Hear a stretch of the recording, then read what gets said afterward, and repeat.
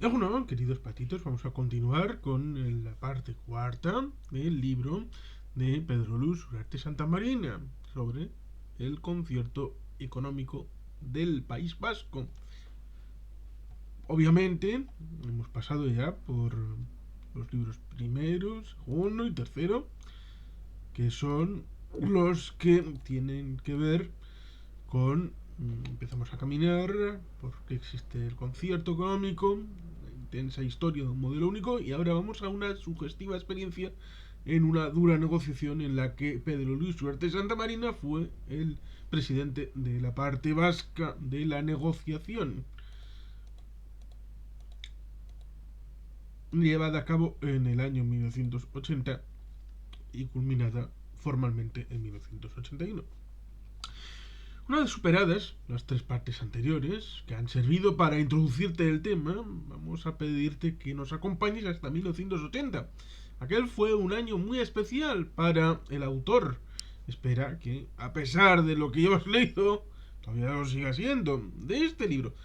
Moviéndonos un poquito por el calendario hacia adelante, hacia atrás, vamos a profundizar en la mano de una de las negociaciones más trascendentales para Euskadi, en la que se abrió el Estatuto de Gernika. Para animarte a leer los siguientes capítulos, te diré que, como a Pedro Luis Ugarte le tocó ser el protagonista principal de los hechos, vamos a contar y explicar muchos de ellos que representan una rigurosa primicia, pues hasta ahora no los había contado el autor. Ha pasado un tiempo prudencial, más de 3 décadas, y cree que puede quitar el velo que cubría algunos de los acontecimientos que vivió.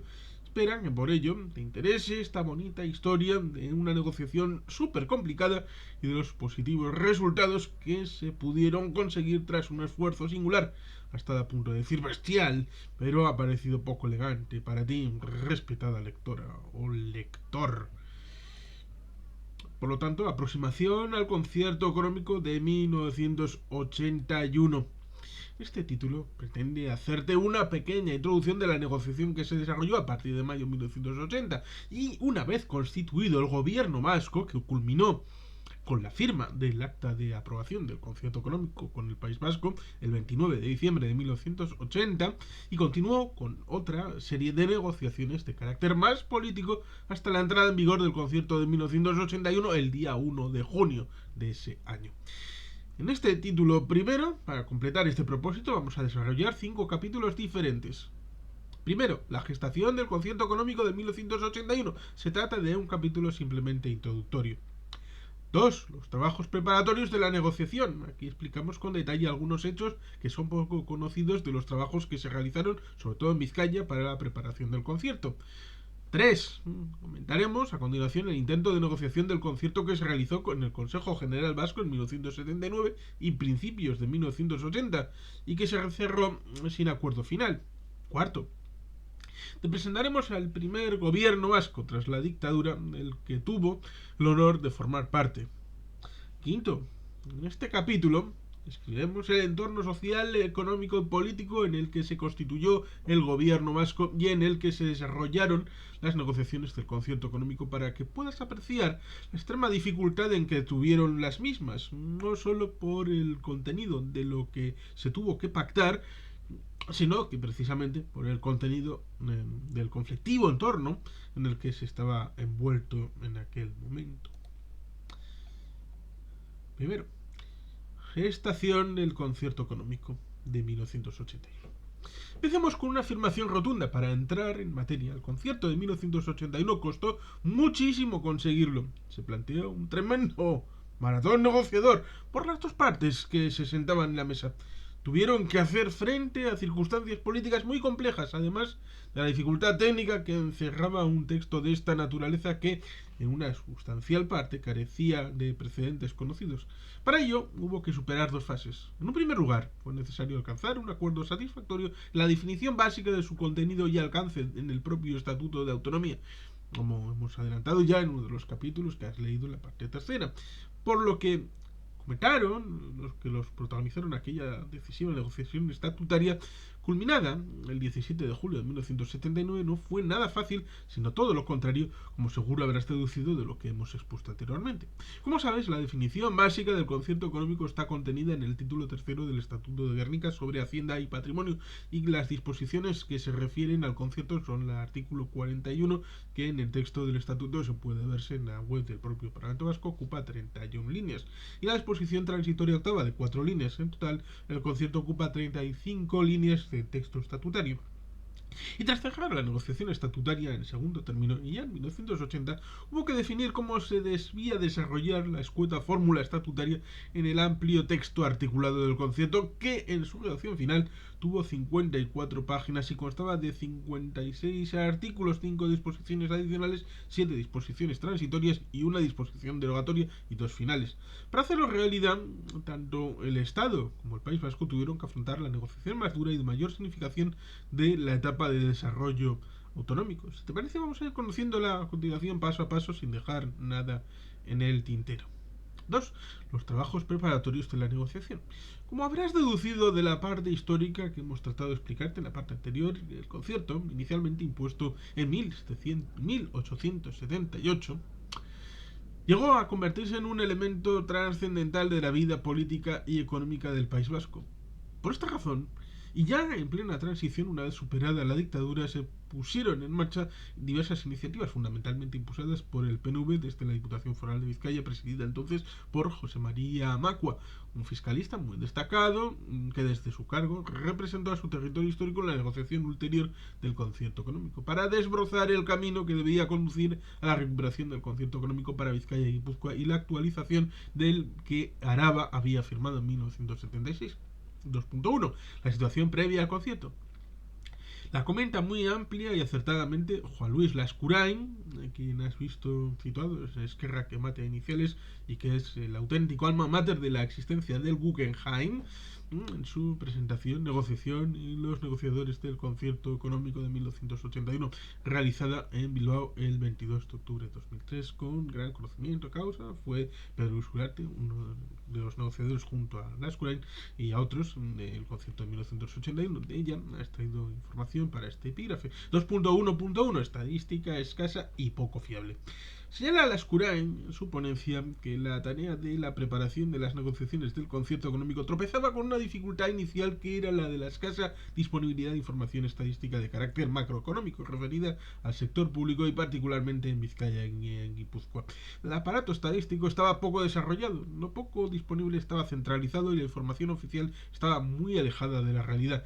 Las escasas fuentes de datos giraban alrededor del Instituto Nacional de Estadística, el Servicio de Estudios del Banco de Bilbao y algunas aportaciones locales de las que se hablará más adelante. Cualquier cosa que intentáramos, por lo tanto, requería una investigación y elaboración propia. En esa tarea se pusieron a trabajar.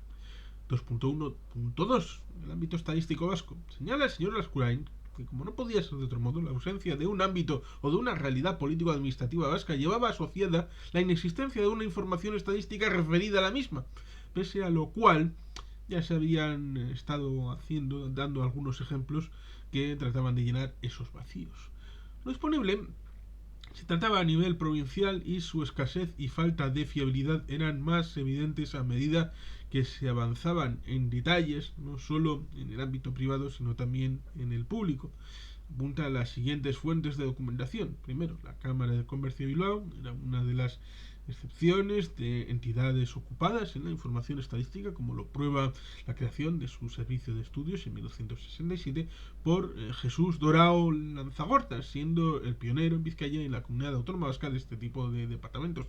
Se contaba con un amplio número de colaboradores externos e internos, entre los cuales cabe citar al propio Juan Luis y a Roberto Velasco, Ricardo González Orús, Ignacio Marco Gardoqui, José de la Rosa, un compañero de Pedro Luis Uriarte, que en paz descanse, Elisa González Iribarren, Narciso Ibáñez Caballero, Roberto Álvarez Llano, Sabino Larrea y otros más, un conjunto de profesionales de prestigio que hicieron posible la formación de un equipo potente y capacitado para abordar la ingente tarea de ir llenando las carencias que padecía el análisis económico estadístico.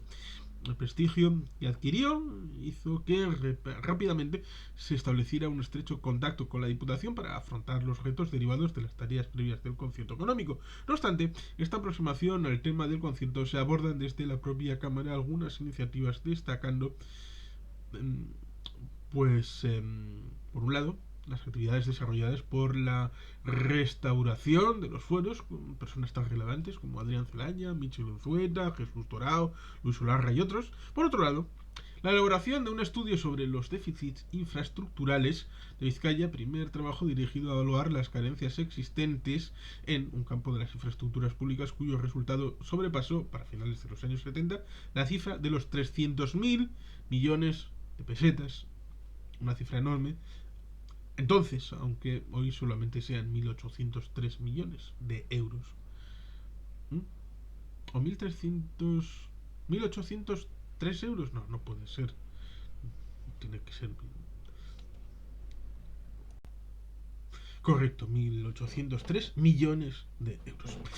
Segundo, las delegaciones provinciales de los ministerios eran otra de las fuentes de información estadística, ya que eran poseedoras de datos abundantes sobre sus ámbitos de actividad, hacienda, industria, comercio, si bien su utilización no era posible puesto que estaba destinada a satisfacer las demandas de los servicios centrales. De cualquier modo facilitaron el acceso a sus archivos y fuentes, permitiendo la elaboración de una información estadística bastante amplia para su tiempo. Tercero, el Instituto Nacional de Estadística, fundamentalmente a través del Anuario Nacional de España, era una referencia obligada, si bien la disponibilidad de datos a nivel provincial era muy escasa y la relativa a variables macroeconómicas prácticamente inexistente a dicho nivel provincial.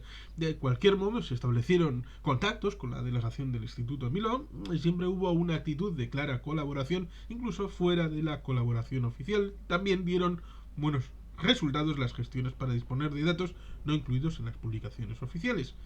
Cuarto, pasando a analizar iniciativas privadas de información económica, el panorama, lejos de mejorar, empeoraba. Las razones de ello hay que situarlas en este caso más en el escaso atractivo económico de esta actividad por la ausencia de demanda que en otros motivos. La existencia de empresas dedicadas a los estudios económicos casi se limitaba a las orientadas a los estudios de mercado de productos o sectores de actividad, puesto que las dedicadas a estudios macroeconómicos solo eran casos excepcionales. Entre estas últimas empresas merece una mención Eguinay S.A., entre cuyos fundadores está Javier Galarraga, María del Carmen Gallastegui, John Urrutia, Juan Ignacio Ruiz de Aguirre, Luis Ignacio Domingo Uriarte, más conocido como Chomín Uriarte, Alfonso Basagoiti, Juan Luis Lascurain, y es posible que se olvide algún otro que tras varios años de incierta singladura tuvo que desistir de su empeño por falta de viabilidad. La investigación nunca ha estado bien pagada y esto fue determinante. Sin embargo, varios de sus miembros participaron en la gestación y posterior aplicación del concierto económico, ocupando cargos relevantes en la administración autonómica y en la foral.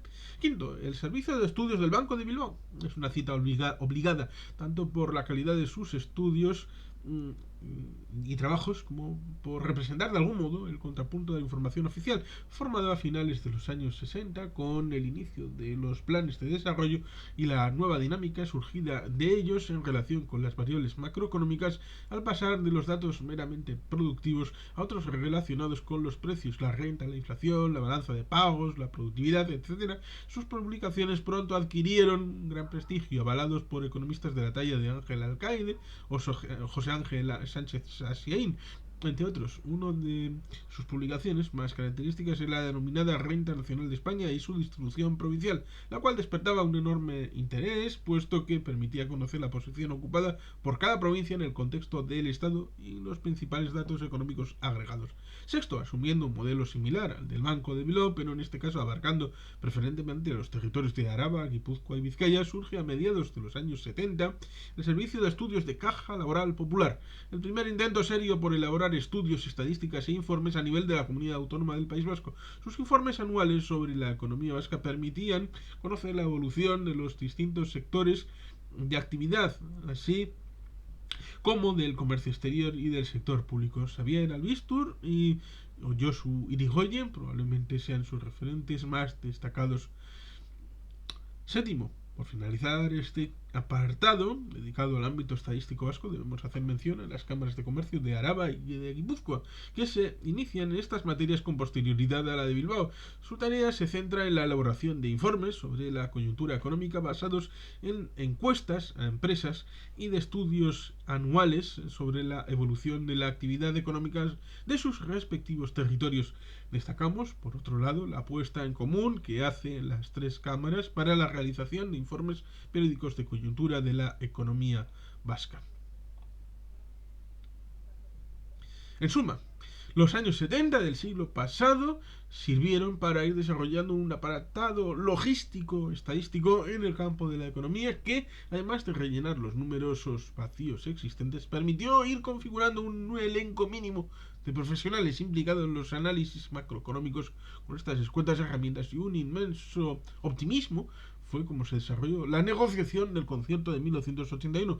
Y para que te queden claras las cosas, tenía mucho más valor lo segundo que lo primero.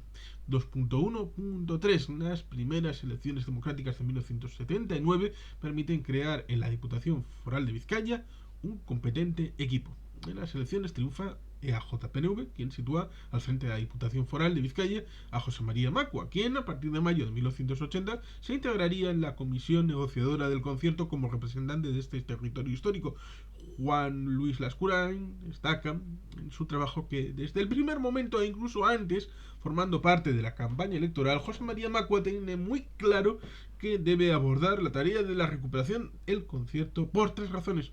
Por sus convicciones políticas, habiendo afirmado en numerosas ocasiones que el concierto nos lo habían arrebatado en manu militari, por ser una previsión del estatuto y por tratarse de una materia muy conexa con su especialización profesional. Se inició, por tanto, con todo el entusiasmo que le caracterizaba en la difícil tarea de recuperar primero y desarrollar después el complejo capítulo de nuestra autonomía fiscal y financiera. Para empezar, no le resultó sencillo configurar un equipo de trabajo, tanto por la falta de tradición interna en este tipo de tareas, como por las dificultades que suponía la configuración política de la Diputación. No es de extrañar, por tanto, que enfocara hacia el exterior su deseo y que en esto de caminar conectara con la Cámara de Comercio de Bilbao, con cuyo presidente Antonio de Madariaga llegó a un acuerdo de colaboración en virtud de la cual la Cámara hacía una cesión temporal de un técnico, posición que le correspondió al propio Juan Luis Lascurain, y se habilitaron unos pequeños fondos para hacer frente a las primeras necesidades para formar el equipo de expertos. Modestamente sería Lascurain, que aunque utilice la expresión equipo de expertos, es evidente que no es acertada, puesto que lo que más adolecían era precisamente de experiencia. Dicho lo cual, tiene que mencionar en este punto a Juan Ignacio Ruiz de Aguirre, economista de Guinay S.A., que fue quien mayor dedicación aportó al grupo, José Ramón Urizar, economista de la Diputación de Vizcaya, a Milagros García Crespo, catedrática de la Facultad de Ciencias Económicas de Sarrico, y al propio Juan Luis Lascurain como economista de la Cámara de Comercio de Bilbao. Este equipo contaba con el beneplácito de las dos fuerzas mayoritarias de la Diputación, AJPNV y PSOE, al implicar José María Macua a Juan Manuel Eguigaray, posteriormente ministro de Administraciones Públicas en 1991 y de Industria y Energía en 1993. En el proyecto, siendo este quien propuso la participación de Milagros García Crespo, la cual asume tareas de supervisión de los trabajos elaborados por los otros tres miembros del equipo. Se habilitan unas oficinas en la calle Arbieto, detrás del Palacio Foral, en un edificio hoy inexistente, donde se ha construido la nueva biblioteca foral, iniciándose las actividades en ellas a finales del año 1979.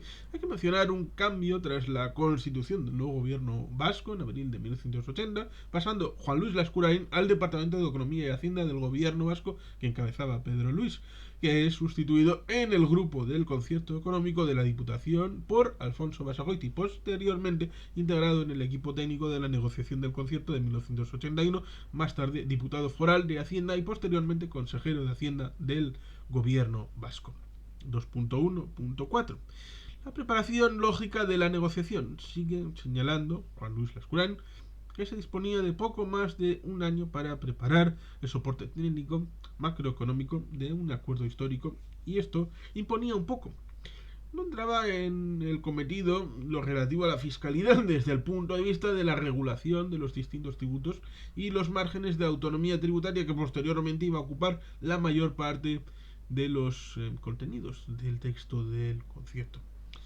A ellos les correspondía estimar, entre otros aspectos, lo siguiente: los ingresos derivados de los distintos impuestos, los gastos de las competencias asumibles, los gastos de las competencias no asumibles y el cupo a abonar a la administración central. Era sin duda una tarea complicada y compleja que desde las instancias políticas nacionalistas se había asumido con la convicción de tener que hacerlo, descartando desde el primer momento que no debíamos refugiarnos en la cómoda postura de considerar que la recaudación de impuestos llevaba aparejada una gran impopularidad y responsabilidad, a la vez que sus ineficiencias recaían sobre los recaudadores y repercutían en las dotaciones de servicios y equipamientos públicos, sin posibilidad alguna de imputar a Madrid nada de ello. Era una cuestión de principios y había que asumirla a pesar de todas las dificultades y consecuencias. 2.1.5. El ejemplo y apoyo de Araba. Álava supuso para aquel equipo un referente fundamental en aquellos inicios. Se trataba del único territorio de la CAV que había conservado el concierto económico durante la dictadura, y esto le permitía contar con experiencia, conocimientos, información y expertos en la materia. También hay que señalar que contaba con unas infraestructuras y equipamientos públicos envidiables, de los que te percatabas simplemente con cruzar el límite provincial y ver sus carreteras, o apreciar en Vitoria la calidad y cantidad de servicios públicos de todo tipo, todos ellos muy superiores a los de Vizcaya y Guipúzcoa. A priori, por tanto, percibíamos que el sistema de concierto debidamente administrado era capaz de proporcionar un mayor nivel de bienestar a través de mejores servicios públicos en los distintos niveles de la administración. También podíamos pensar que existía en Araba un sistema fiscal más favorable derivado de una normativa menos gravosa para el contribuyente, pero pudimos comprobar que no era tanto por las ventajas fiscales como por la mayor eficacia recaudatoria y el conocimiento de la realidad socioeconómica, por lo que se aprecia mejor ubicación de la fiscalía. De hecho, el margen de maniobra que dejaba el concierto para la normativa tributaria era muy estrecho, y las diferencias se encontraban más en la gestión impositiva que en las propias normas. Había otro elemento más en ese margen preliminar de Araba, y es que representaba apenas un 1% sobre el total estatal y podía negociar en condiciones favorables basadas en su pequeñez. Es decir, un escaso importe para el Estado tenía un gran impacto en Araba, y eso permitía que en situaciones de discrepancia se pudieran resolver las cosas con cesiones que apenas tenían repercusión para el Estado y eran muy relevantes para Araba. Este último aspecto era muy a tener en cuenta al incorporar a Vizcaya y Guipúzcoa en las negociaciones, puesto que esa pequeñez dejaba de existir.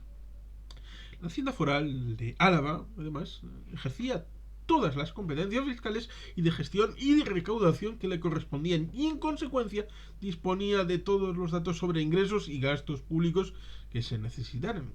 ¿Qué decir tiene que con la mayor colaboración de los responsables forales de entonces, entre los que hay que destacar al diputado general de Araba, Emilio Guevara, que, como comentaremos más adelante, participó activamente en la negociación del concierto de 1981, Pascual Jover, y el director de la Hacienda Foral, Juan Antonio Lasalle, que también se integró en el equipo de apoyo a la negociación del citado concierto y cuya existencia sirvió de una gran ayuda en la orientación de trabajos. 2.1.6. ¿Con cuántos recursos iba a contar? El cálculo de los ingresos. Comenta José Luis Lascurain que la ejecución del trabajo se basó tanto en la utilización de fuentes estadísticas directas como en el cálculo de estimaciones indirectas. Entre las primeras se valieron de los presupuestos generales del Estado, cuya dispersión y exhaustividad eran enormes, así como de los datos obtenidos directamente de la Delegación de Hacienda en Vizcaya. En unos casos, el gran número de volúmenes que costaban los presupuestos, y en el otro, la de los expedientes de recaudación, hicieron que la tarea fuera auténticamente pesada y laboriosa. El camino indirecto de las estimaciones se basó en la información procedente de Araba, de la que proporcionaban variables macroeconómicas tales como la población, el empleo y la renta. En su foro interno, el equipo de la Diputación vizcaína tenía la convicción de que se podía realizar una mejor gestión tributaria, tanto por un mejor conocimiento de la realidad, tales como por la mayor implicación de los contribuyentes por las cargas públicas. Sin embargo, nada de esto se tuvo en cuenta y se optó por reflejar los resultados comparativos en igualdad de comportamientos, de tal modo que el objetivo era estimar los ingresos fiscales y diferenciar en ellos entre los tributos concertados de titularidad foral y los no concertados de titularidad estatal, sin hacer uso de otros criterios que los indicados, desechando unas estimaciones nuevas basadas en hipótesis sobre una supuesta capacidad recaudatoria superior. Se iba a lo seguro, para correr menos riesgos. El resultado dejaba claro que se podría recaudar en la comunidad autónoma vasca por un importe superior al 6% del total estatal, cifra que satisfizo sobremanera a aquel equipo y al propio José María Macua. 2.1.7. Los gastos, por las competencias asumibles y por el cupo. Pero, como todo en la vida, en esta cuestión también se encontraron una cara y una cruz. La cara fueron los ingresos y la cruz los gastos a los que se tendría que hacer frente. Estos serían, por un lado, los relacionados con las competencias asumidas por las instituciones de la comunidad autónoma vasca, las diputaciones y los ayuntamientos, y por otro, los derivados de las competencias que seguiría prestando el Estado, a los cuales tendríamos que contribuir con una cuantía justa, aunque había que diferenciar los gastos correspondientes a 4 niveles de administración: administración central, gobierno vasco, diputaciones forales y ayuntamientos. En realidad casi bastaba con diferenciar entre dos, la primera y los otros 3. Entre otras razones porque era materialmente imposible saber cuál iba a ser el reparto de competencias a nivel interno de Euskadi. De cualquier modo, esto no era la cuestión más relevante de la tarea de aquel entusiasta equipo. Lo importante era saber si íbamos a tener recursos públicos para pagar la propia administración vasca, proveernos de unos equipamientos, infraestructuras y servicios públicos de un modo suficiente y abonar lo que correspondiera a la administración central, tanto en razón de los servicios que prestara como de la solidaridad interterritorial. Intentaremos en primer lugar averiguar cuánto gastaba el Estado en el País Vasco, para lo cual tuvieron que explorar hasta la última partida de los numerosos tomos de los presupuestos generales del Estado. Los resultados se situaban en torno al 3% del total estatal, lo cual tenía una lectura desalentadora si se considera la parquedad de la cifra, pero a su vez era una gran noticia si consideramos que se podía alcanzar una recaudación alrededor del 6%. Y como señala acertadamente la Skurain, aquí empezamos a vislumbrar la posibilidad de mejorar notablemente las dotaciones de recursos públicos para los distintos servicios públicos que asumiéramos. No obstante, ya se sabe que la alegría dura poco en la casa del pobre. Iba a existir más dinero disponible, pero también veíamos los enormes déficits de equipamientos e infraestructuras del país, lo que suponía que se iban a asumir unas responsabilidades públicas en unas condiciones penosas. Solamente los déficits de infraestructuras del país, carreteras, ferrocarriles, puertos, aeropuertos, se calcularon por la Cámara de Comercio de Bilbao en 325.000 millones de pesetas para Vizcaya a finales de los años 70 del siglo pasado, elevándose a 450.000 millones si se añadían los correspondientes a Guipúzcoa, una cifra gigantesca que en aquellos tiempos se traducía a euros, representan 2.705 millones de euros. Por su parte, en el ámbito municipal, un estudio de la propia Diputación Foral de Vizcaya estimaba los déficits de las competencias municipales en 300.000 millones de pesetas en 1997. 1.803 millones de euros. Pese a que habían invertido para entonces 75.000 millones de pesetas durante los 8 años transcurridos desde la celebración de las primeras elecciones democráticas en el ámbito local. Debe ser 1987. Las primeras elecciones fueron en 1979, por lo tanto, 1987. Bueno, pregunta a la Skurain que, como vemos, cualquier estimación conducía a cifras espectaculares, puesto que es bien sabido que nos encontrábamos en las postrimerías de un modelo de crecimiento que consumió entonces enormes cantidades de capitales públicos que no fueron debidamente renovados. Los problemas de congestión, contaminación, densificación urbana se sumaban a las carencias en la sanidad o la educación, que junto con la progresiva falta de competitividad en el sector empresarial dibujaba un panorama, además de ser muy complicado, muy exigente de dinero público. En estas circunstancias, aunque sea saltar el relato ordenado que fueron los acontecimientos, las inundaciones sufridas por Vizcaya en agosto de 1983 fueron, nunca mejor dicho, la gota de agua que desbordó la capacidad de actuación pública, lo que hizo exclamar a José María Macua: esto lo tenemos que arreglar aunque se arruine la Diputación de Vizcaya. Estaba dispuesto a hipotecar el futuro de la Diputación por salvar aquella situación extrema. Y en honor a la verdad, se tiene que decir que, además de lograr la solución de los daños. Tercero, la negociación del concierto por el Consejo General Vasco en 1979 y principios de 1980. 3.1. El primer paso de la negociación.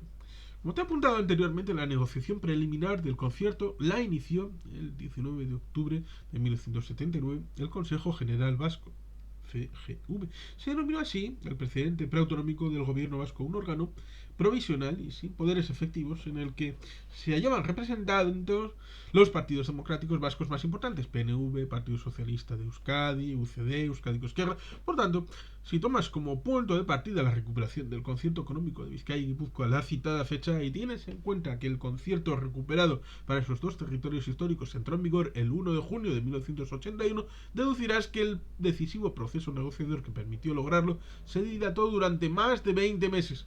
Estoy seguro de que esa referencia temporal te habrá dado una visión muy precisa de la enorme dificultad que encerraba aquella importantísima negociación, tanto para Euskadi como para el propio Estado. El primer paso de la misma se dio solo 6 días antes de la celebración del referéndum por el que se aprobó el Estatuto de Autonomía del País Vasco. Aquel 19 de octubre, el ministro de Hacienda, Jaime García Lloveros, que había participado activamente en la negociación del título del texto estatutario en el que se tocaban los temas del concierto, visitó Bilbao para entrevistarse con el entonces presidente del Consejo General Vasco, Carlos Garaikoetxea, quien pocos meses después sería elegido lehendakari del gobierno vasco. Había sucedido al frente del órgano preautonómico en junio de 1979 a Ramón Rubial, un destacado antifranquista y miembro del PSOE, del que acabaría siendo presidente. Como dato anecdótico, cuando Carlos Garaikoetxea nombró a Pedro Luis Uriarte Santamarina presidente de aquel órgano, le ofreció incorporarse al mismo como consejero de Hacienda, lo cual representó una enorme sorpresa para él.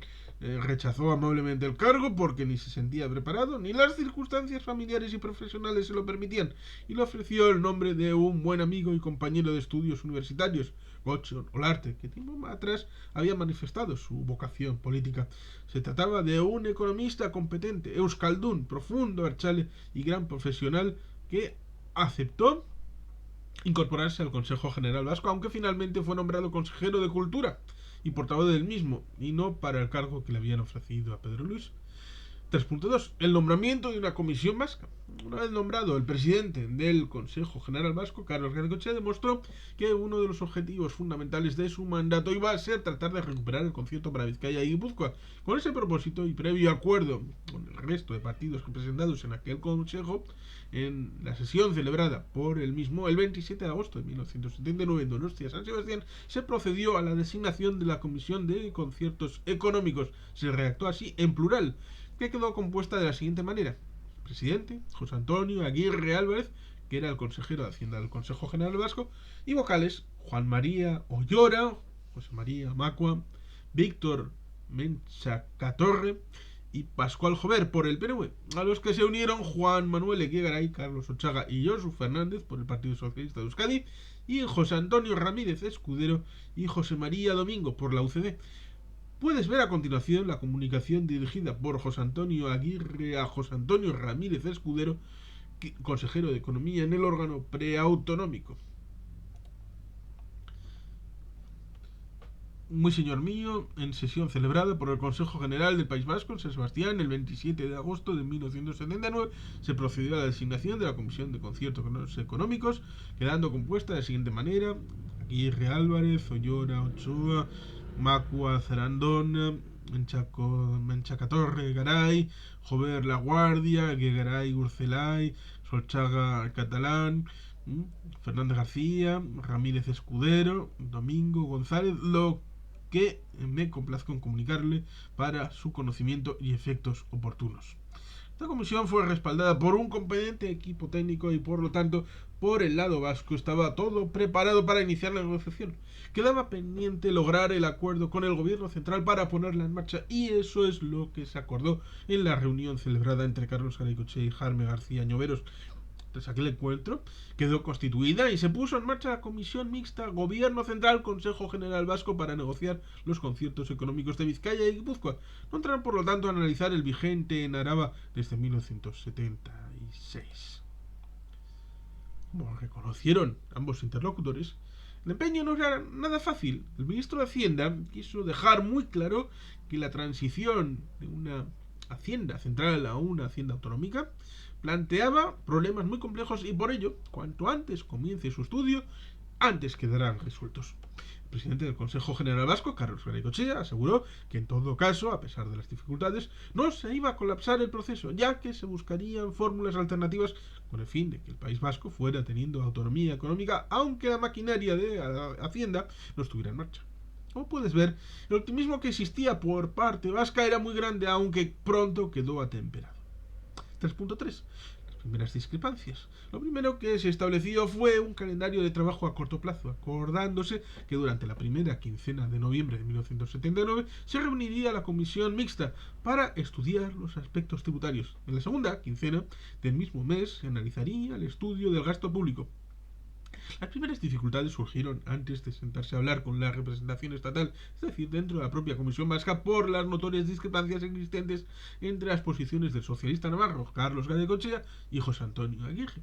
El primero era consejero de comercio de aquel gobierno preautonómico. En 1982 sería designado ministro de Industria del gobierno español y más tarde ministro de Hacienda. El segundo, presidente de la representación de Euskadi, era un destacado economista a la vez que, como te acabo de apuntar, ocupaba el cargo de consejero de Hacienda en aquel consejo. Por lo que se comenta, en 11 de diciembre de 2013, Gregorio Monreal, que en aquellos años fue senador por el Frente Autonómico y posteriormente rector de la Universidad del País Vasco, Euskal Herriko Unibertsitatea, en la negociación del Estatuto de Gernika, Carlos Solchaga se manifestaba contrario al concierto. Por esta razón, José María Chiqui Venegas, que en paz descanse, le pidió a Monreal y a otro miembro de ESEI, el abogado Fidel Oleaga, que hablaran con Solchaga para convencerle, y al parecer lo lograron.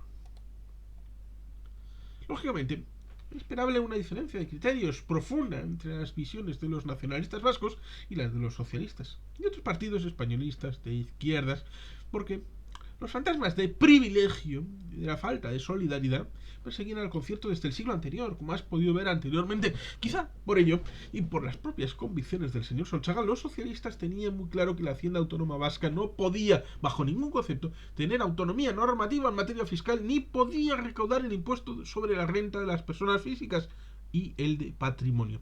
Con ello, prácticamente lo único que quedaba, según esta visión inicial del PSE, era la administración por parte de los presupuestos generales del Estado que se dedicaban al País Vasco. Por el contrario, el Partido Nacionalista Vasco quería conseguir lo más rápidamente posible la restauración de un concierto económico que tuviera contenido y en el que se reconociera al País Vasco una amplia capacidad normativa. Para completar el cuadro de las distintas posiciones políticas en aquella especie de gobierno de concentración que fue el Consejo General del País Vasco, los representantes de UCD obviamente se plegaban a lo que señalaban sus correligionarios del gobierno central, algunos de los cuales no se encontraban excesivamente entusiasmados, como era de esperar, con la extensión del régimen de concierto a los otros dos territorios históricos, a lo que Franco se lo había arrebatado en aquel año 1937. Sin embargo, desde la visión de Pedro Luis Uriarte Santamarina, el ministro de Hacienda fue un defensor de que la comunidad autónoma vasca tenía pleno derecho a tener su propia hacienda. Sin embargo, algún amigo suyo le comentó en un simposio, se lo había oído afirmar a Miguel Herrero y Rodríguez de Millón, que por Jaime García Lloveros no hubiera habido concierto y que solo cumplía órdenes superiores. Como verás más adelante, la impresión que sacó Pedro Luis Uriarte es que era un duro y competente negociador, pero que no era un enemigo del régimen de concierto, lo cual no se podía decir de alguno de sus correligionarios. 3.4. El desarrollo de la negociación. Las dos partes negociadoras trabajaron activamente y así, en octubre de 1979, José Antonio Ramírez Escudero, consejero de Economía del Consejo General Vasco y perteneciente a la Unión de Centro Democrático, el partido en el gobierno, había preparado un borrador de anteproyecto de concierto económico con las diputaciones forales de Guipúzcoa y Vizcaya. Se resume en 10 etapas aquella negociación.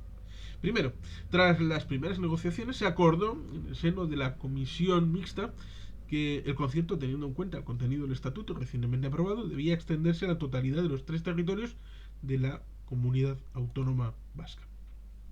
Segundo, adoptado este acuerdo y dadas las dificultades existentes para cerrar una negociación con rapidez, que inicialmente se pensaba el representante de la Comisión Vasca, Pascual Jover, preparó un proyecto de normas provisionales sobre el funcionamiento del concierto económico a partir del 1 de enero de 1980, que finalmente no resultaron aprobadas. Tercero, posteriormente en la reunión de la comisión mixta celebrada el 12 de diciembre de 1980, se aprobó un anteproyecto de ley presentado por el Ministerio de Hacienda. Había sido elaborado por un grupo mixto de trabajo designado expresamente a tal efecto y que había llegado a un acuerdo para lograr disponer de un documento base sin prejuzgar el texto que en definitiva las administraciones del Estado y de la comunidad autónoma pudieran acordar y elevar a las Cortes Generales. Este texto constaba de 27 artículos, 5 disposiciones transitorias, una disposición adicional y una disposición final, y ocupaba un total de 24 páginas. Cuarto, el 3 de enero se reunió la Comisión Vasca del Concierto Económico en la sede del Departamento de Hacienda. Asistiendo a la reunión el presidente de la comisión y consejero de Hacienda, José Antonio Aguirre, que estuvo acompañado en la misma por Juan María Ollora, José María Macua, Víctor Menchacatorre, Pascual Jover, Juan Manuel Eguegaray, Josu Fernández y José María Domingo. Tras un amplio debate se propusieron una serie de modificaciones al texto al que se ha hecho referencia anteriormente y se entregaron al Ministerio de Hacienda. 5. 2 días después, el 5 de enero, se redactaban una serie de modificaciones al texto del concierto económico que la Comisión del Consejo General Vasco consideraba oportuno introducir y se le presentaron al ministro de Hacienda. Sorprendentemente, en la propuesta de nueva redacción se señalaba que el presente primer concierto económico acordado entre el Estado y el País Vasco entrará en vigor el día, quedaba en blanco, y durará hasta el 31 de diciembre de 1984. Por tanto, los negociadores vascos inicialmente manejaron una duración para el concierto económico exclusivamente referida a la primera legislatura del Parlamento Vasco, lo cual resulta llamativo teniendo en cuenta que el concierto alavés de 1976 tenía una vigencia de 25 años y por lo tanto expiraba el 31 de diciembre del año 2001. Estas primeras modificaciones fueron completadas por otras adicionales que remitieron al Ministerio de Hacienda con fecha de 12 de enero de 1980. Sexto, finalmente, teniendo en cuenta todas esas modificaciones, se preparó un documento denominado Último Definitivo, que se envió al Ministerio de Hacienda el 19 de enero de 1980. Se trataba de un texto redactado en forma de anteproyecto de ley muy extenso, pues ocupaba 32 páginas. Séptimo, el 29 de enero de 1980, el director general de tributos, Alfonso Gota, contestó a la propuesta de modificaciones del anteproyecto de ley de concierto económico de los territorios históricos del País Vasco, remitidas por el Consejo General Vasco, admitiendo alguna de las propuestas y manifestándose rotundamente en contra de la mayoría de ellas. Octavo, con ambos textos sobre la mesa, el 6 de febrero de 1980, se preparó una nota por parte del Ministerio de Hacienda con los motivos de desacuerdo de la Comisión Mixta sobre el anteproyecto de ley de concierto económico con los territorios históricos del País Vasco. Se trataba de una nota breve, de solo 2 páginas, en las que se recogían sucintamente un total de 23 discrepancias. Noveno, al día siguiente, el 7 de febrero de 1980, se reunió formalmente en Madrid la Comisión Mixta, Gobierno Central, Consejo General Vasco, con el fin de ultimar la elaboración del anteproyecto de ley del concierto económico que ha de regular las relaciones de orden tributario entre el Estado y el País Vasco, según previene el artículo 41 del Estatuto de Autonomía, aprobado en Ley Orgánica del 3/1979 de 18 de diciembre. Tras un amplio y detenido cambio de impresiones sobre los planteamientos de cada una de las partes, se llegó a un acuerdo sobre la casi totalidad del articulado del anteproyecto de ley de concierto económico, acordándose formalizar un texto en el que se recogieran los artículos del anteproyecto sobre los que existían discrepancias, redactados a doble columna, según la propuesta defendida por cada parte de la representación. El texto de los acuerdos y desacuerdos obtenido tras la reunión entre las dos delegaciones, celebrada aquel día 7 de febrero, ocupaba un total de 24 páginas.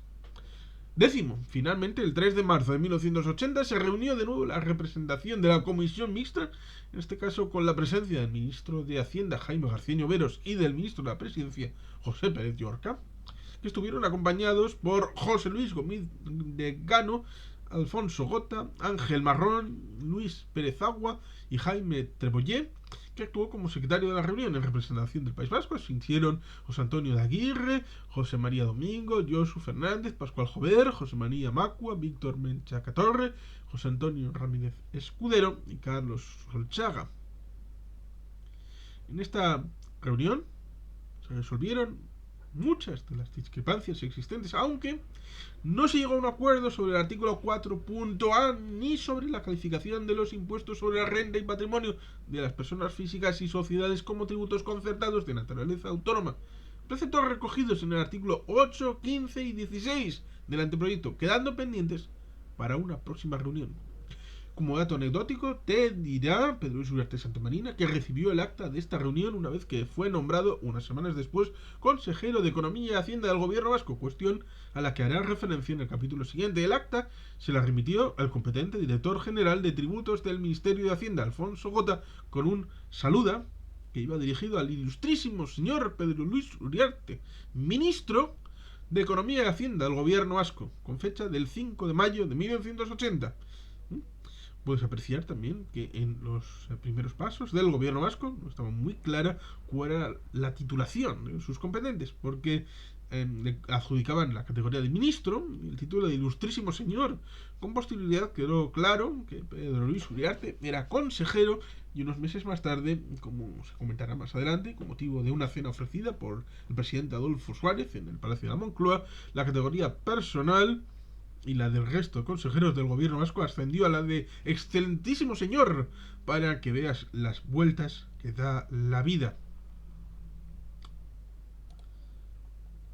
3.6. No, 3.5.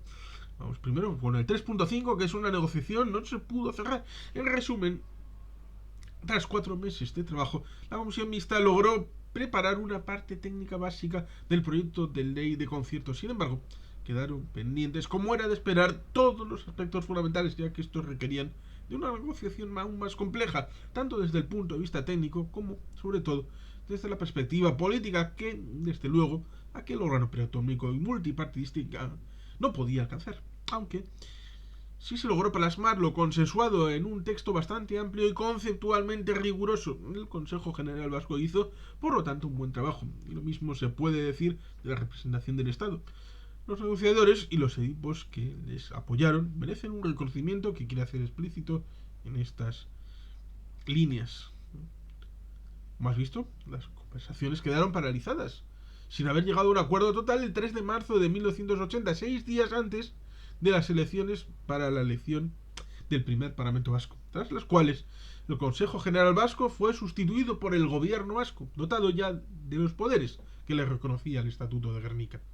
Aquello resultó providencial, porque el texto negociado, que como acabamos de apuntar tenía una buena factura técnica, no solo no había podido cerrar las importantes cuestiones que antes hemos apuntado en materia tributaria, sino que no recogía una cuestión esencial, la de la definición y metodología del cupo.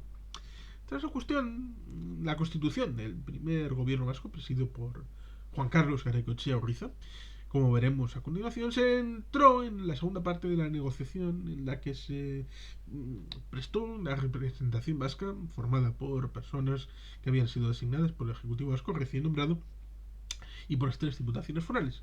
Algunos de los miembros de la nueva comisión negociadora fueron los mismos que los que habían participado en la negociación que había elaborado el Consejo General Vasco. Por lo tanto, parte del Estado, como por parte vasca, pero la nueva negociación, que se reinició en mayo de 1980, contaba con otros protagonistas encabezados por el autor de este libro y con la inspiración de un experto en derecho fiscal muy destacado como era José Ramón López Larrínaga, padre. con un político de gran cualificación, Josu Elorriaga, y con el apoyo directo de los diputados generales de Araba, Emilio Guevara, un profundo conocedor del concierto y hábil negociador, y de Guipúzcoa, Xavier Aizarna. A todo ello se unía la convicción de que había que plantear la negociación con una nueva orientación y con un planteamiento mucho más profundo, como vas a tener ocasión de comprobar en los capítulos que siguen. Te preguntarás si valió para algo el intento realizado por la comisión mixta antes citada. Personalmente, Pedro Luis Ugarte Santamarina cree que sí, porque consiguió abrir una puerta para que Vizcaya y Guipúzcoa, que estaba cerrada desde el 23 de junio de 1937. Lo cual no fue poco. Pero al cambiar los interlocutores cambiaron también las ideas y por ello fue necesario replanteárselo todo en su totalidad. El texto esbozado en aquella comisión para dotarle de una visión global más profunda y de mucho mayor contenido, lo cual podemos asegurar que no fue de todo fácil.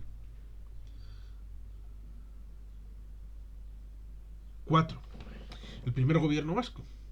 La constitución del primer gobierno vasco tuvo lugar el 24 de abril de 1980 y tomaron posesión de los cargos 5 días después. Estaba presidido por Carlos Garaikoetxea, un gran endacari que en aquellos duros años supo demostrar sus grandísimas capacidades políticas. 4.1.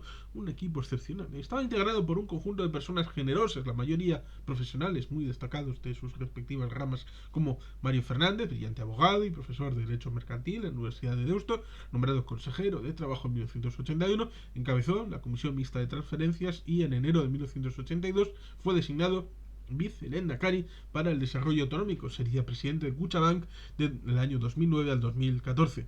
Pedro Miguel Echenique, siendo un joven físico de 29 años y ya una eminencia, era doctor por la Universidad de Cambridge. Fue nombrado consejero de Educación. Años después, siendo catedrático de Física de la materia condensada en la Universidad del País Vasco, sería reconocido en 1998 con el Premio Príncipe de Asturias de Investigación Científica y Técnica. Preside el Donosti International Physics Center, una destacada institución volcada en investigación básica. Javier García Egocheaga, consejero de Industria y profesor de la Universidad Comercial de Deusto, con máster en Business Administration por el INSEAD. Era la única persona del gobierno, junto con José Luis Robles, con experiencia reciente en la administración pública, ya que se incorporó al gobierno desde el cargo de director general de Industrias Siderurgicas y Navales en el Ministerio de Industria, habiendo ocupado con anterioridad importantes cargos empresariales. José Luis Robles, consejero de Transportes, Comunicaciones y Asuntos Marítimos, y Ramón Lavallen, consejero de Cultura, dos destacados profesionales que posteriormente serían elegidos alcaldes de Bilbao y Donostia, respectivamente. Ramón Lavallen, fallecido en 2013, fue nombrado portavoz del gobierno por su gran habilidad y su conocimiento político y su profundo sentimiento abertzale. José Luis Robles había sido director general de navegación en el gobierno central y consejero de Industria, Energía y Pesca en el Consejo General Vasco. Félix Ormazábal, consejero de Agricultura y Pesca y posteriormente diputado foral de Araba, tenía la experiencia de haber ocupado un cargo similar en el Consejo General Vasco. Y Javier Aguirre, un inteligente ingeniero industrial y licenciado en informática, que era profesor de electrónica fundamental en la Escuela de Ingenieros de Bilbao y exalcalde de Guecho, se hizo cargo del complejo Departamento de Sanidad y Seguridad Social, donde contó la colaboración, entre otros, de Iñaki Azcuna, luego conocidísimo alcalde de Bilbao desde 1999 a 2014. En paz descanse. Luis María Retolaza, un militante histórico del PNV, participante activo en la lucha antifranquista, con una gran experiencia política y profundo conocimiento del mundo de ETA, que quizá por ello fue nombrado consejero de Interior. Javier Lasagabaster, prestigioso abogado y lundarra, especializado en Derecho Administrativo y gran experto en urbanismo, fue nombrado consejero de Política Territorial y Obras Públicas. Tres juristas muy destacados: Carmelo Renovales, profesor de Derecho Mercantil y Tributario en la Universidad de Deusto, y fue nombrado consejero de Justicia y primer presidente de la Comisión Mixta de Transferencias por parte vasca. Carlos Blasco, abogado en ejercicio y miembro del Parlamento Vasco, fue nombrado consejero de Comercio y Turismo, y Xavier Caño, consejero de Presidencia que era miembro del Instituto Español de Derecho Foral y de la Sociedad de Estudios Vascos Eusko Ikaskuntza y de la Real Sociedad Vascongada de Amigos del País, también descanse en paz. Todos merecerían una larga descripción, dada su elevada categoría profesional, pero la va a obviar para no alargarnos en demasía. 4.2. Responsabilidad personal de gran calado. En aquel gobierno, a Pedro Luis Uriarte Santamarina le tocó ocupar la cartera de Economía y Hacienda. El lehendakari Carlos Garaikoetxea retomó los contactos esbozados en la formación de su equipo del Consejo General Vasco.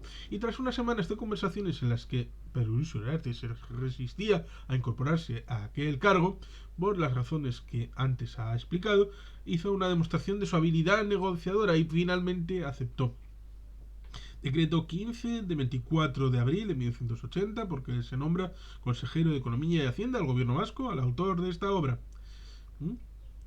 Decreto de nombramiento en consideración a los méritos y cualidades de don Pedro Luis Uriarte Santamarina. Vengo a nombrarle consejero titular del Departamento de Economía y Hacienda en el gobierno vasco.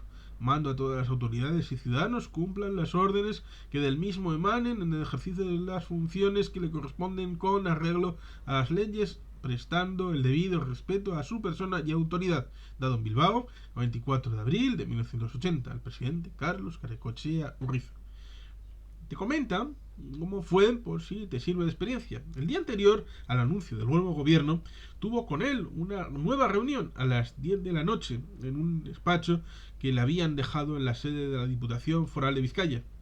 Le volvió a argumentar al lehendakari que le resultaba imposible aceptar el cargo por las poderosas razones que él conocía. Garaikoetxea finalmente le dijo que las aceptaba.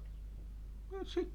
Y le preguntó si conocía a alguna persona con capacidad para ocupar una de las posiciones clave en el gobierno nuevo. Pero Luis Uriarte Santamarina le dio 3 nombres de personas con elevada cualificación y vocación política. Lo agradeció muchísimo, le deseó mucha suerte y éxito y se dieron un abrazo de despedida.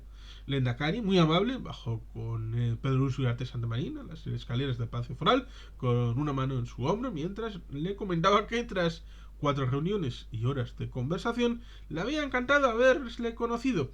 Él, agradecido, se despidió de él en la puerta del palacio y cuando estaba ya pisando la calle le dijo: oye, Pedro Luis, si ninguno de los 3 acepta el cargo, serás tú. Quiso replicar, pero aquella pesada puerta de hierro se había cerrado, ya la había cerrado él, estaba ya subiendo las escaleras. Al día siguiente se anunciaba el gobierno y era un manojo de nervios. María Emili, la mujer, llamaba cada media hora para ver si había llamado el lehendakari. Cada vez que le contestaba negativamente se oía un suspiro de alivio. Su última llamada fue hacia las 2 de la tarde y como Carlos Garaikoetxea no daba señales de vida, pensamos que por fin el nombramiento iba a recaer en otra persona. Nada más colgar con ella, le pasaron una llamada del lehendakari. Su mensaje fue muy corto. Las 3 personas que me indicaste me han dicho que no. Sorionak, porque vas a ser nombrado consejero de Economía y Hacienda. Por la radio que en 5 minutos se darán los nombres del nuevo gobierno. Así empezó la carrera política.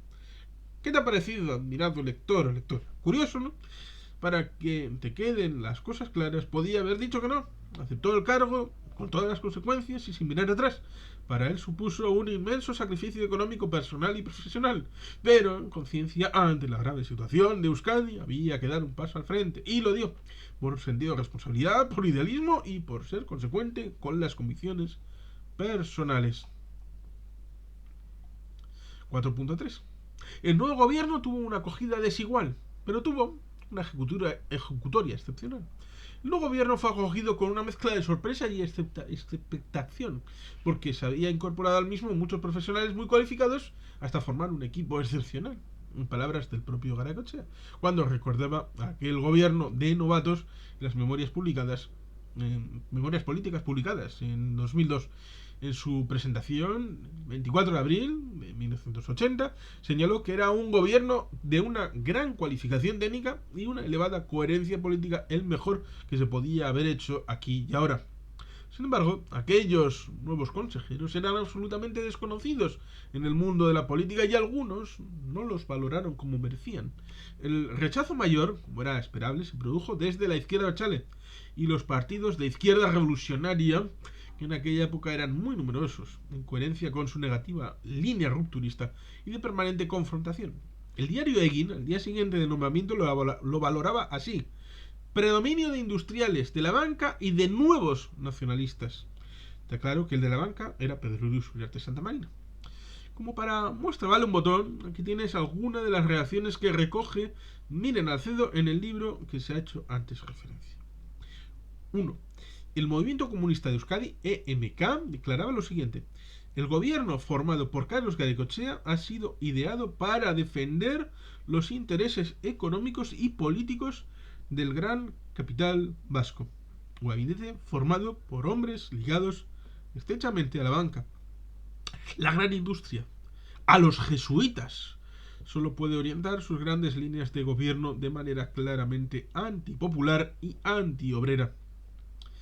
2. Herri Batasuna, por boca del senador Castells, destacaba el predominio dentro del Partido Nacionalista Vasco del sector llamado de los industriales, de reciente entrada en el partido. Salvo alguna honrosa excepción, carecen de un pasado de lucha antifranquista, estando compuesto en sus 2/3 partes por abogados. Resulta significativo que ninguno de ellos se encontrase vinculado en el pasado, y mucho menos en el presente, a la defensa de políticos presos. Tercero, el PSOE también remarcaba que era un gobierno de desconocidos, trayectorias claras ni incluso militancia nacionalista, salvo 2 o 3 personas. Cuarto, el secretario general de Euskadiko Ezkerra, el posteriormente famoso Mario Noindia, reconocía que con sus solas fuerzas el PNV no podría haber rellenado todo un gobierno. También que el verdadero centro de decisión del gobierno, el equipo laboral, industrial y económico, ha recaído en elementos claramente escorados a la derecha. Ahí está la foto de familia, miembros del primer gobierno vasco, reunidos con los del gobierno vasco en el exilio, presididos por el lehendakari Garaikoetxea, el ex lehendakari en el exilio, Jesús María de Leizaola, y figura también el presidente del Parlamento Vasco, Juan José Pujana. Su opinión, desde luego, es radicalmente diferente a las que acabamos de transcribir. Aquel fue un gran gobierno. Está mal que lo califique así Pedro Luis Uriarte Santamarina, pero sus compañeros lo merecen. Tuvo un brillante desempeño en condiciones ciertamente críticas. Por ello, todavía es recordado de forma positiva por los vascos que lo conocieron. Y para Pedro Luis Uriarte Santamarina, un horror y un orgullo, las partes iguales, horror y orgullo, también supongo un honor el haber formado parte del mismo. Horror, no sé, a veces está sardónico.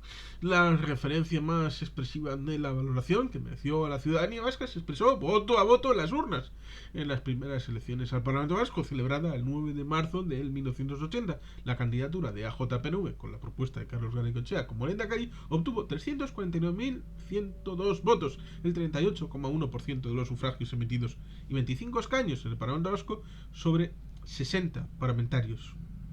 Luego serían 75, pero las primeras elecciones fueron 60, 20, 20 y 20, y luego se subió a 25. Este gobierno, en minoría, tras 4 años de gestión, minoría de 25 escaños sobre 60. Prácticamente mayoría absoluta, pero una mayoría minoritaria. Y en medio de una crisis durísima, vio premiado su trabajo cuando el PNV, con Carlos Garaikoetxea encabezado de nuevo el cartel electoral, obtuvo las siguientes elecciones celebradas el 26 de febrero de 1984, nada menos que 451.178 votos, el 29,2% más que en 1980, lo que se tradujo en un 42,01% de apoyo y 32 parlamentarios de 75 para el Partido Nacionalista Vasco. 4.4. Una tarea titánica que hubo que afirmar con medios muy precarios. Como siempre, ha sido Pedro Luis Uriarte Santamarina un tipo con suerte. Supones que a estas alturas del libro ya lo has notado. Acabarás de ver confirmado en el correspondiente decreto que tuvo el honor de ser nombrado sin ninguna experiencia política previa consejero de Economía y Hacienda. Con tal, unos días más tarde fue designado también presidente de la Comisión Negociadora del Concierto en representación del País Vasco.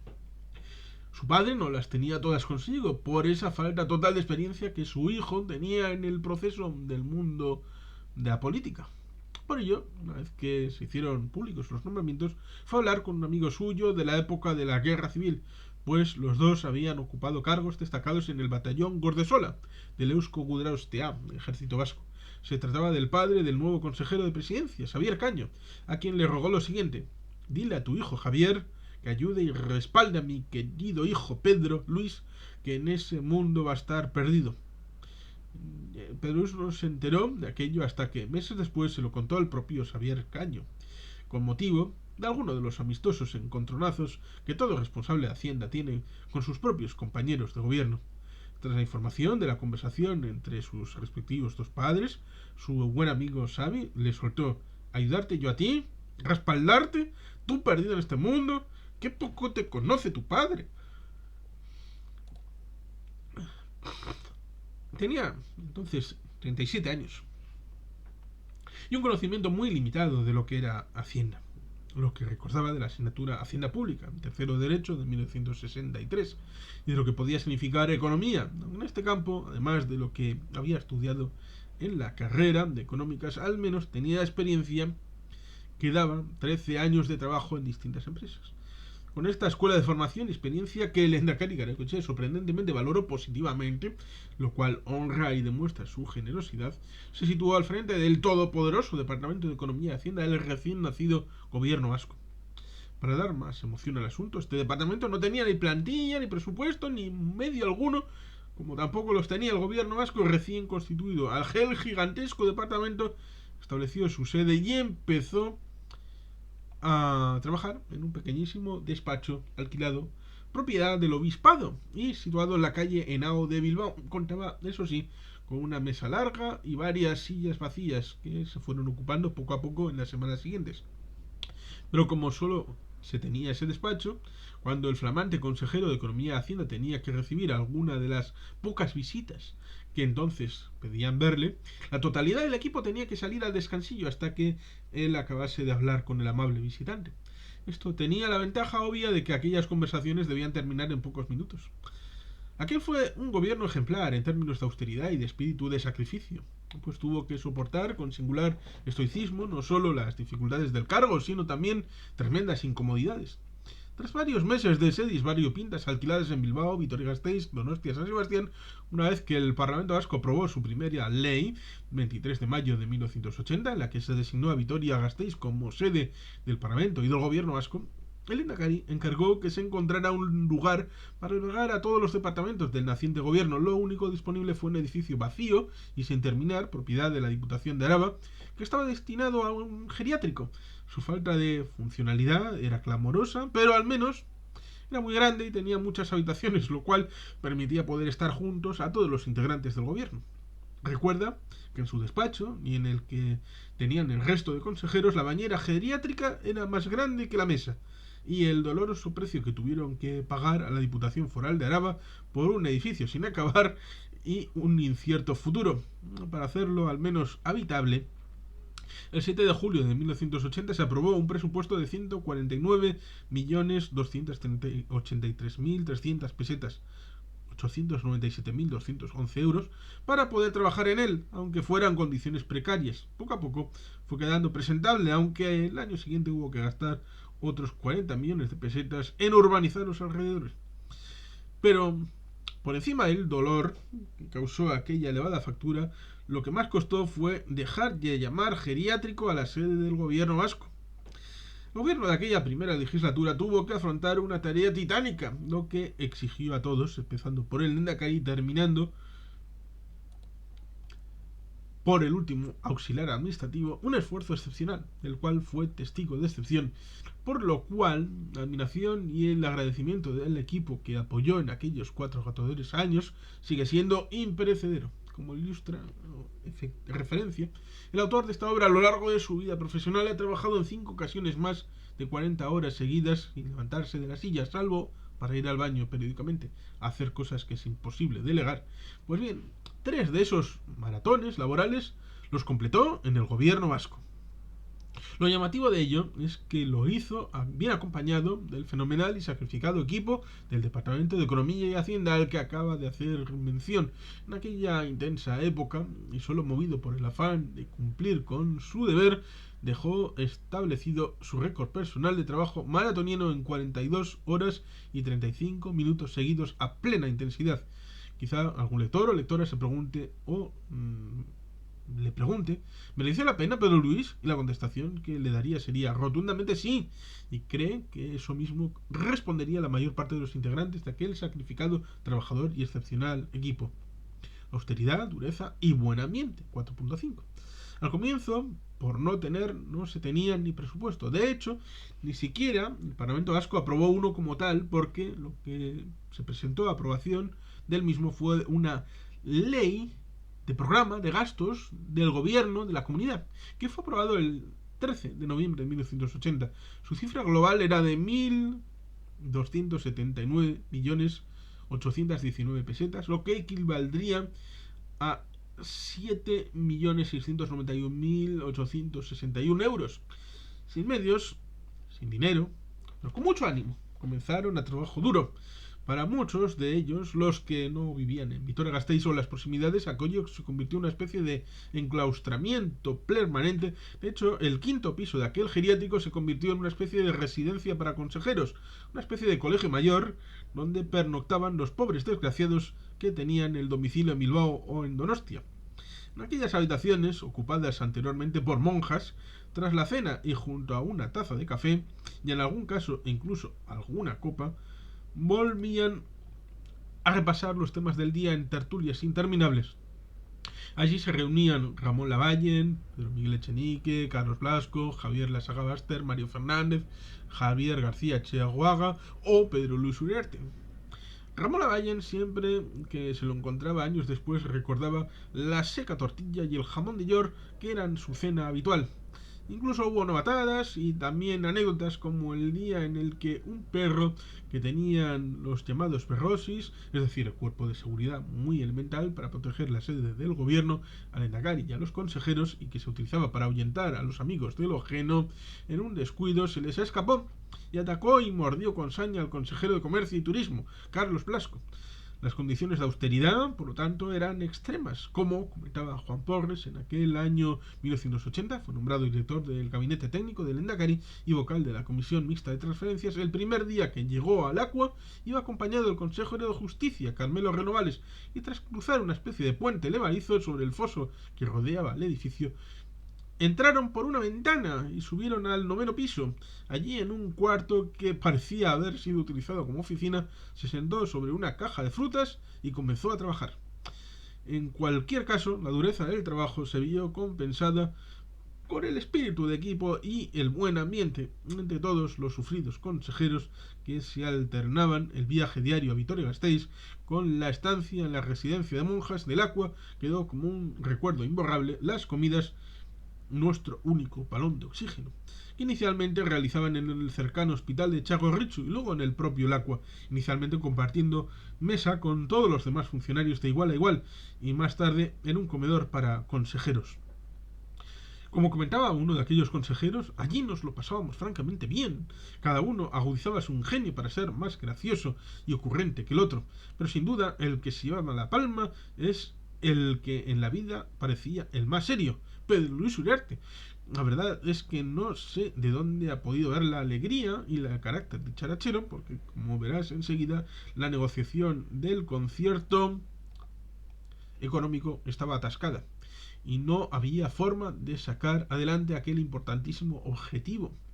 Y para completar todo el ambiente, de puertas afuera, la situación no podía ser más caótica, como ya comentaremos en el próximo capítulo. Basta recordar que el año 1980 fue el de los 100 asesinatos de ETA. Con esto queda dicho todo, pero mereció la pena.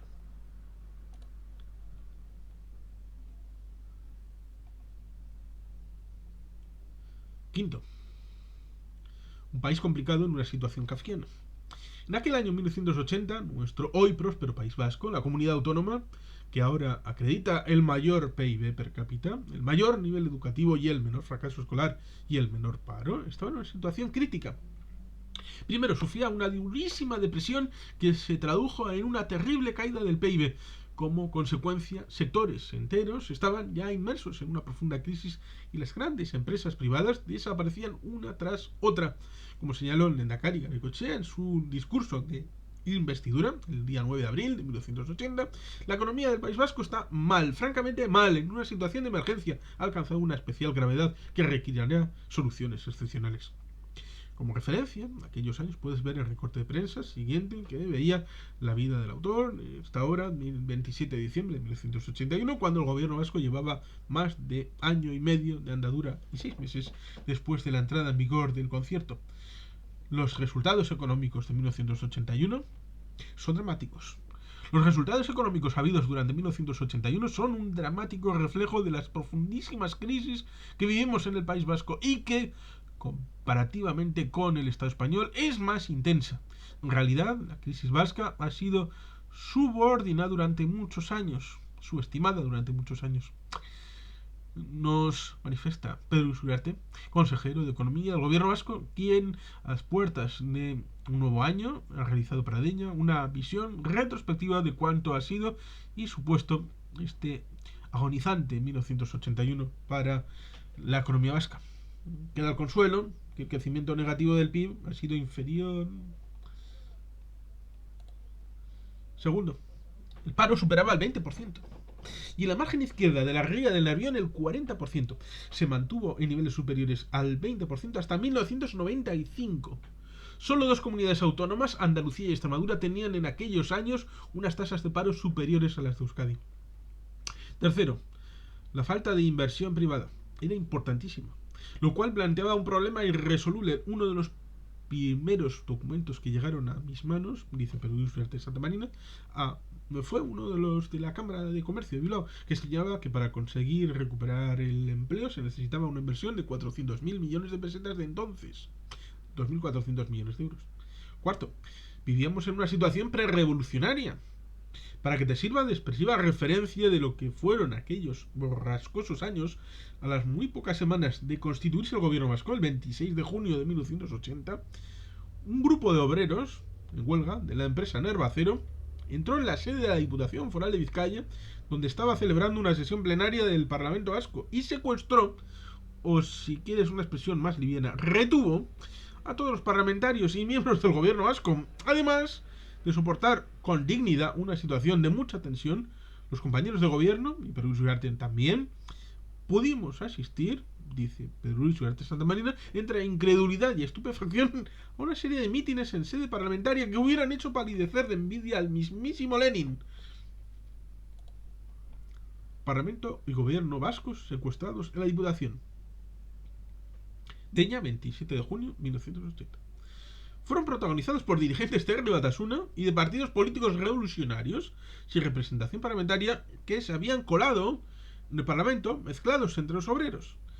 Cree recordar que una de las mitineras fue la temperamental Rosa Oliveres, líder de EMK, Movimiento Comunista de Euskadi, y posteriormente unida a la OIC, Organización de Izquierda Comunista, quien nunca supo convertir sus intensas proclamas revolucionarias en votos.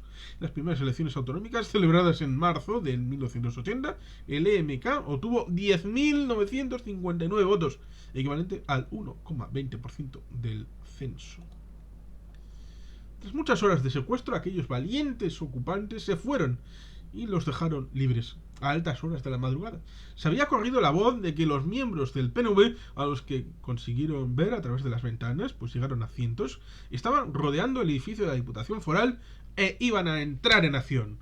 Era verdad, porque acudieron más de 1.500 personas. Recuerda con nitidez que los obreros y sus acompañantes ideológicos se fueron de allí en un bloque compacto para protegerse y en silencio absoluto. Como ya sabes que a río revuelto, ganancia de pescadores, el diario Egin atribuyó el fin del episodio a la mediación de Herri Batasuna. A la salida, aquellos afiliados y simpatizantes del PNV aplaudieron al Lehendakari Garaikoetxea y el 5 de julio tuvo lugar una manifestación masiva en Bilbao en apoyo de las instituciones que tuvo que afrontar la contestación de los más radicales. Como resultado de los golpes recibidos, el militante del PNV, Ramón Begoña, murió unos días después. Y la sede del PNV en la calle Tendería del Casco Viejo de Bilbao fue asaltada y destrozada. Ha sido una ofensa grandísima al pueblo vasco, dice Juan José Pujana, presidente del Parlamento Vasco, 28 de junio 1980. Azayus, no estamos dispuestos a tolerar ningún asalto al poder. El EBB del PNV estudia los incidentes. Diario personal de un consejero del gobierno vasco, 16 de febrero de 1981. Despacho, huelga general, departamento, ¿no? Por si no entiendes la letra, transcribimos a continuación el contenido de la reveladora página del diario. Dice así: en Gasteiz, despacho, huelga general, el departamento secunda. No hay que continuar por este camino en la administración vasca.